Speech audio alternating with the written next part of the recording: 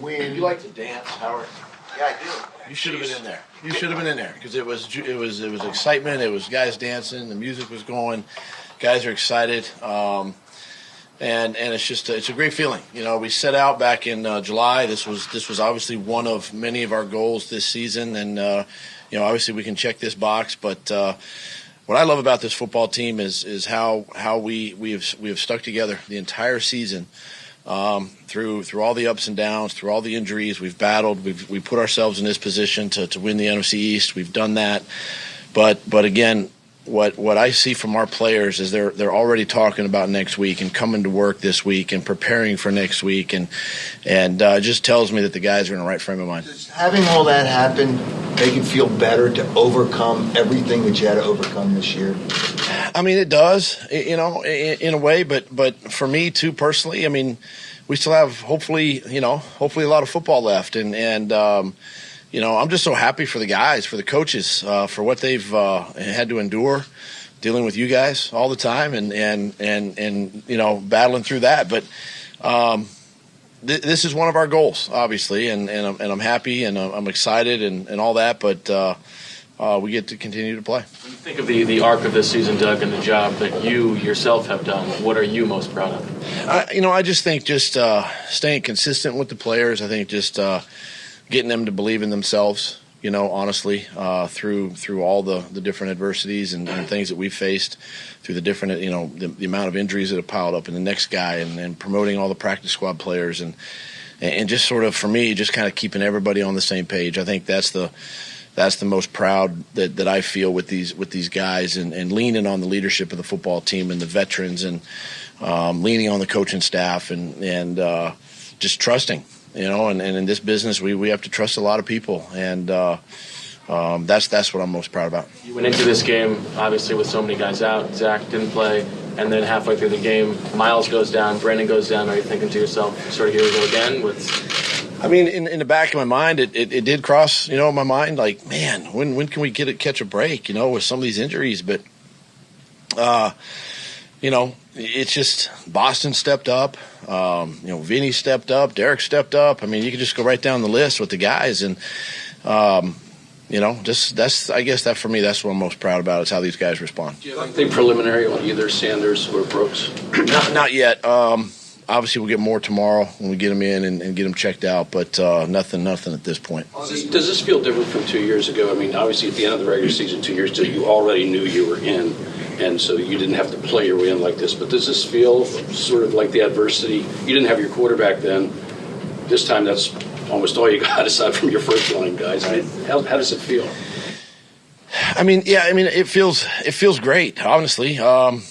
You know, I can remember back to 17, and we were the number one seed, and at the time, I think we were the worst number one seed, quite honestly. And we didn't have a shot as a one seed. So, you know, now we're a division winner. We're the 4th seed, I guess, and probably still don't have a shot. But that's okay. We're going to go to work this week and prepare for whoever we get, and get to play in front of our fans next weekend, and that's. Everybody's record is 0-0, so that's what we focus on. There was a point during this game where Dallas Goedert was the only. There was a point during this game where Dallas Goedert was really the only guy on the field, skilled player on the field that was on the active roster week 1.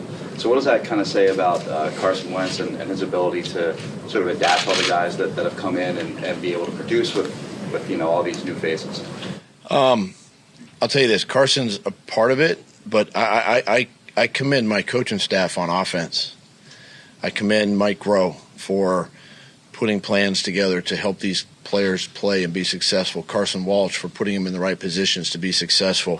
For Justin Peele to coach up the tight ends in the run game and the pass game, and you know, Deuce to get Boston Scott caught up to speed, and you know, Coach Stoutland to get a Matt Pryor ready to go, to get a Nate Herbig ready to go.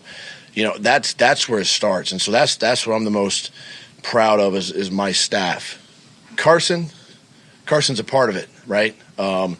And you know, he is really, I think what we've seen here in the last month is how he's really embraced his role, how he's sort of, you know, grown up, you know, with our offense, with playing this game, and just you know, helping us win the East. More than just from a football standpoint? I think so. I think he's grown up as a leader of this team. You've seen it here now the last couple of games, how he's really just put the team on his back and said, hey, follow me. And I think that's a sign of growth and a sign of maturity. I spent 8 years in Green Bay with Brett Favre, and that's what Brett did. Brett just put the team on his back when the chips were against us and said, hey, follow me. And that's what Carson can do. And the guy's really, and I have so much faith and trust in him that I can call almost any play. And he's either going to make that one work or he's going to get us into a better play. And so he's really grown up that way and really matured that way in this league and just really turned into a pro. How much has it been the younger players believing in him, Boston Scott, Greg Ward, and others? And that's the thing is they look. I mean Carson's only year 4, and they're looking up to him like he's a 12-year vet, and I think that they look to him for that leadership, for that guidance, for help me when I'm on the field, and that's what we see during practice during the week. That's what we see during games. And that's been sort of I think a little bit of our success here down the stretch. These high leverage situations for Carson, though, you can talk about his talent, what he did in 2017, but now that he's been in these situations and performed in them, how does that help his development? Well, it's like I said. I mean, I think it elevates his performance. It allows the guys around him to just be who they are, and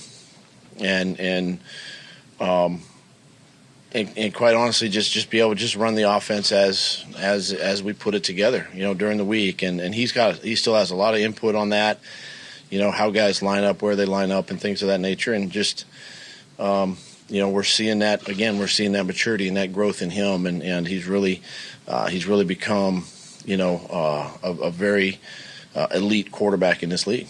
After Barkley scores that touchdown, did you see a renewed effort on your team to kind of, hey, look, let's put this game away right now? Which one? After Barkley's touchdown run, the big one. Tie it back up? Yeah. Yeah, I mean, we felt like we went down and scored, and I think it went up 17-10 and felt like we had a little momentum and a little energy. And, man, that of course, he's a tremendous back, obviously, and got a lot of respect for him. And